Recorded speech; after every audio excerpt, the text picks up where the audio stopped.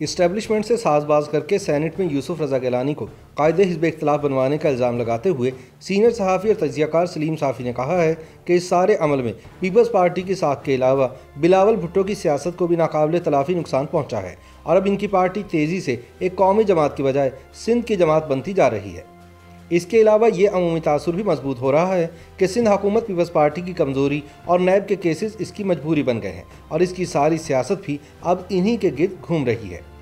सलीम साफ़ी अपने ताज़ा तरीन सियासी तजिए में कहते हैं कि अब तक आसिफ जरदारी पर करप्शन के इल्ज़ामात लगाए जाते थे, दोस्त परवरी और अकरबा परवरी की आवाज़ें भी उठी थी, लेकिन जरदारी साहब के बारे में यह तासुर कभी नहीं हुआ था कि वो सियासी अखलाकियात और बाहमी रवादारी के फ़न से नाआशना है। बेनज़ीर भुट्टो की शहादत के बाद जब वो ड्राइविंग सीट पर बैठे तो मौलाना फजलुर रहमान से लेकर अज़फंद यार वली खान तक सबको साथ लेकर चले और ये सब लोग इनकी वसीउल क़ल्बी और बालिग नज़री की तारीफ़ करते रहे। सलीम साफ़ी कहते हैं कि मीडिया ने इनके साथ बहुत ज़्यादती की, लेकिन जरदारी साहब ने इंतकाम नहीं लिया और फ़राख दिली के साथ तनकीद बर्दाश्त करते रहे। 18वीं आइनी तरमीम इनकी हुकूमत का बड़ा कारनामा तो था ही, लेकिन इनका सबसे बड़ा क्रेडिट बतौर सदर अपने इख्तियारात वज़ीर-ए-आज़म के हवाले करना था। सिंध और मरकज़ में ख़राब तर्ज हुक्मरानी के इल्ज़ामात के बावजूद पीपल्स पार्टी की सियासत की इसलिए भी तारीफ़ की जाती थी कि जरदारी साहब जो चालें चलते थे, इनका महवर मरकज़ सियासत में फ़ौजी इस्टेब्लिशमेंट के किरदार को कम करना हुआ करता था। लेकिन साफ़ी कहते हैं कि न जाने कुछ अरसे से इन्हें क्या हो गया है कि अपनी ही सियासी रवायात और इखलाकियात के बरक्स चलते नज़र आते हैं और इनकी सियासत का हतमी नतीजा गैर सियासी क़ुव्वतों के हक़ में निकलता है। सलीम साफ़ी कहते हैं कि पीपल्स पार्टी की क़यादत ने पहले उन दस्तावेज़ात पर दस्तखत किए जिनमें लॉन्ग मार्च और इस्तीफ़ों के ऑप्शन शामिल थे, लेकिन फिर इन्हीं असम्बलियों और सेनेट को मजबूत करने पर जोर देती रही, जिनको जाली करार देकर ख़त्म करने के लिए PDM बनी। जब केसीज और सिंध हुकूमत के बारे में अपने मकासद हासिल कर लिए तो बिलावल ने गिलगित बल्तिस्तान में नवाज शरीफ के इस्टेब्लिशमेंट मुखालिफ बयान के खिलाफ बोलकर PDM में इंतशार की बुनियाद रख दी, लेकिन मौलाना फजलुर रहमान और मुस्लिम लीग नून की क़यादत ने मामले को ज़्यादा बिगड़ने ना दिया। इसके बाद पीपल्स पार्टी की तरफ से तसलसल के साथ ऐसे इक़दामात का सिलसिला शुरू हुआ कि जो इत्तेहादी और सियासी अखलाकियात के असूलों के मुनाफी था। PDM असम्बलियों को ख़त्म करने और तब्दीली लाने के नारे पर बनी थी, लेकिन पीपल्स पार्टी ने बाकी जमातों से मुशावरत के बगैर ही इलेक्शन कमीशन को ज़िमनी इंतखाबात के लिए दरख्वास्त दे दी।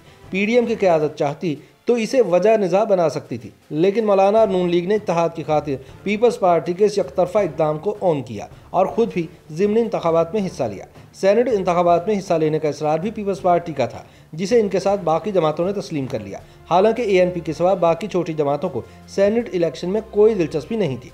फिर पीपल्स पार्टी ने खुद यूसुफ रजा गिलानी को मरकज़ से सेनेट का उम्मीदवार बना दिया।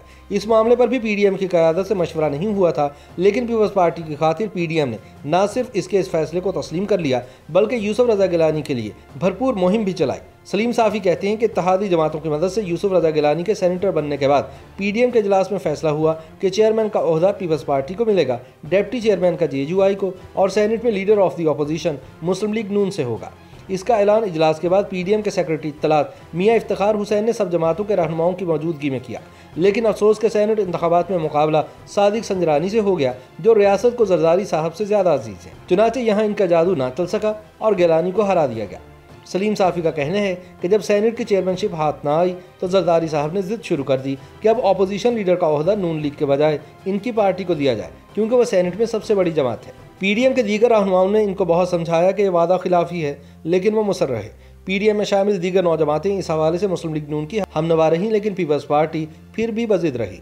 ये इसरार ऐसे आलम में होता रहा कि PDM के इजलास में जरदारी साहब न सिर्फ इस्तीफ़ों के वादे से पीछे हट गए, बल्कि साथ ही नवाज शरीफ को वतन वापस आकर सियासत करने की बजाय लंदन में बैठे रहने के ताने भी दिए।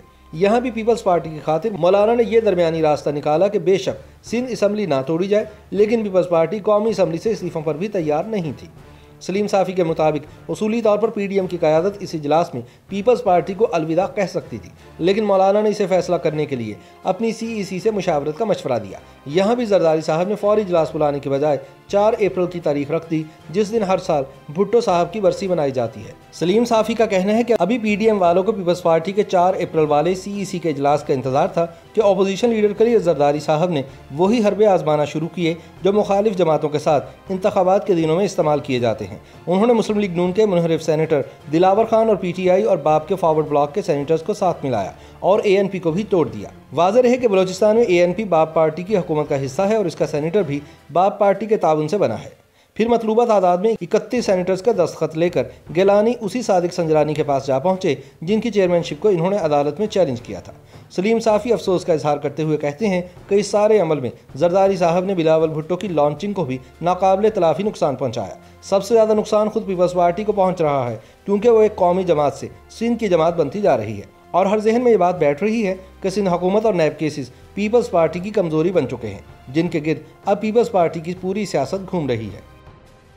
YouTube पर गूगली न्यूज देखने के लिए youtube.com की सर्च बार में गूगली न्यूज टीवी टाइप करें। गूगली न्यूज के पेज पर सुर्ख रंग के सब्सक्रिप्शन वाले बटन पर क्लिक करना ना भूलिए। YouTube पेज पर अपलोड होने वाली वीडियोस से बाखबर रहने के लिए बेल आइकन पर क्लिक कीजिए। आपको हर नई वीडियो के बारे में नोटिफिकेशन मौसूल हो जाएगा।